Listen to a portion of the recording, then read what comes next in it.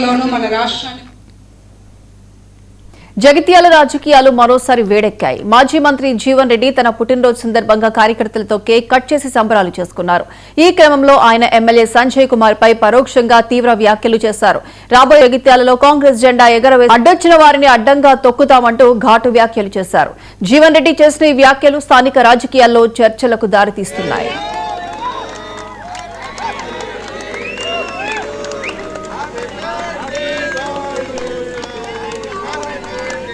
హృదయపూర్వకంగా ధన్యవాదాలు చెప్తున్నాను.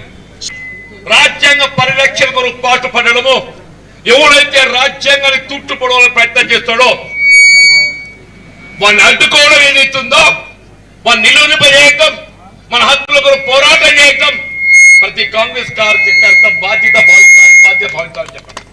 రేపు స్థానిక సంస్థల ఎన్నికలు వస్తున్నాయి. రాబోయే స్థానిక సంస్థల ఎన్నికల్లో ఇలా కాంగ్రెస్ పార్టీ జెండా ఎగరవేయటమే కాదు, అవకాశవాదులు ఎవడొచ్చినా కానీ వాళ్ళు అడ్డం పడ్డారు కానీ వాళ్ళు అడుగు పెట్టలేమని చెప్పంటున్నా. అక్కడిని అడ్డంగా తొక్కుతామని చెప్పంటున్నాను. జాగ్రత్త, మా 10 ఏళ్ల శ్రమకు ఫలితం అని చెప్పంటున్నా. ఇలా కొండగడ్డ పోయి అదే ఆంజనేయ స్వామి ఆశీర్వచనం పొందొచ్చుగా చెప్పంటున్నా. రేపు రాబోయే స్థానిక సంస్థల ఎన్నికల్లో ఇలా జగిత్యాల నియోజకవర్గమే కాదు, మన ప్రభావం ఏ మేరకు ఉన్నా కానీ